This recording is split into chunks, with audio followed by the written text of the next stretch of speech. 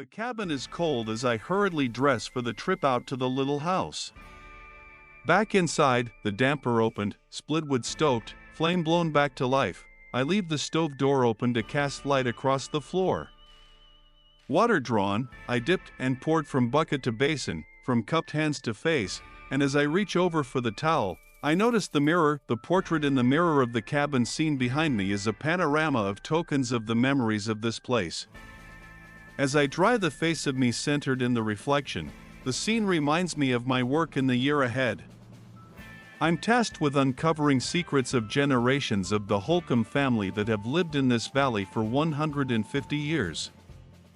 I'll toil in the basics of surviving in extremes of cold and hot, heavy snow and torrential rain, and long periods of no power or internet, just as they had. Returning the towel to its hook, I unblock part of the mirrored portrait, revealing a table, chair, paper, pen, ink, and a box of leather-bound journals written in an ancient Scottish Gaelic language.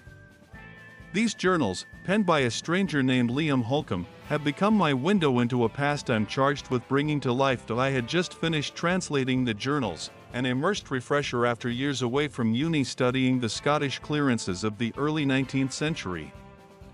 Liam's words offer a fresh first-hand account of that displacement and subsequent immigration into this upper Midwest area of the United States. Many of the current farmers and ranchers in this area are descended from those early migrations, including the Holcomb family who commissioned this work. As I contemplate how to start the story, I'm struck by the weight of the task. Which character should I focus on? Whose point of view will best serve the tale? The journals represent a carefully crafted chronicle of those difficult times. The current family members want a historical novel. It's both a daunting challenge and an extraordinary gift, total creative license to expand and expound upon a story that bridges continents and generations. A beam of early morning light spotlights a hand-drawn charcoal sketch of this cabin nestled against a backdrop of tall spruce and rugged peaks. In the foreground meadow are grazing sheep, herding and guard animals, and a paddock of horses. This sketch, I've learned, was Liam's work, a visual counterpart to his written words. Through Liam's journals, I've pieced together the Holcomb family's arrival in this valley in early spring of 1880. They came trailing a flock of 400 sheep, refugees of the clearances, with scant food, clothing, and tools to last through the first winter. The journals paint a vivid picture of their struggles and triumphs, clearing land, felling spruce trees, building their first cabin, and creating farmland for the next year's harvest. But it's not just a tale of survival. Liam's father, Alasdair Holcomb, emerges from the pages as a man ahead of his time. One of the first graduates from the early geology programs at the University of Edinburgh, Alasdair brought scientific insight to their new home. Liam writes of his father's excitement upon discovering the valley's secret, a geological quirk that hid its water, protecting it from the ravages of unchecked resource extraction that had decimated neighboring valleys. As I read Liam's accounts, I find myself drawn into their world. I can almost hear Alasdair's voice as he explains to his son the intricacies of the fault line bisecting their valley, the interplay between the granite batholith to the northwest and the sandstone plate to the southeast. Through Liam's eyes, I see the family working in harmony with the land, creating swales to direct hidden water to their crops and pastures, building structures reminiscent of beaver dams to prevent erosion. Liam's words take on an almost magical tone when describing their interaction with the valley. It's as if he perceived the land as a conscious partner in their endeavors, a being that had protected itself and now welcomed those who would respect its nature. This relationship, Liam notes, persists through the generations, a legacy as important as any material inheritance. The journals also reveal Liam's artistic soul. He writes of making his own charcoal, experimenting with different woods to achieve subtle variations in tone. Salix for soft, cool grays, prunus for warmer, brownish-black tones, cornus for a dense, deep black.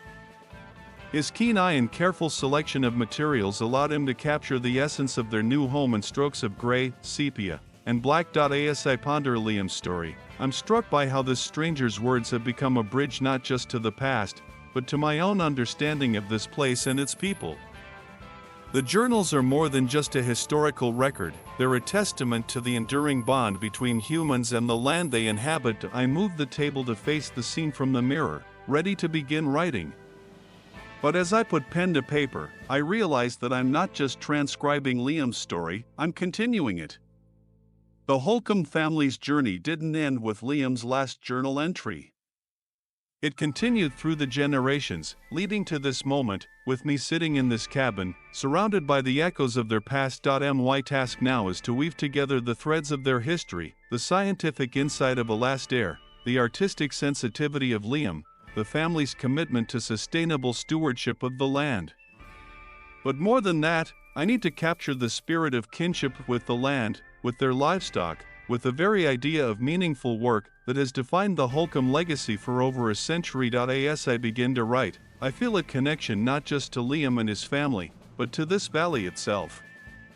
The morning light shifts, illuminating the charcoal sketch in a new way.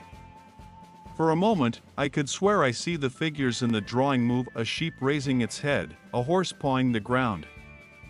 I shake my head, smiling at my imagination, but then, remembering Liam's words about the valley's awareness, I pause.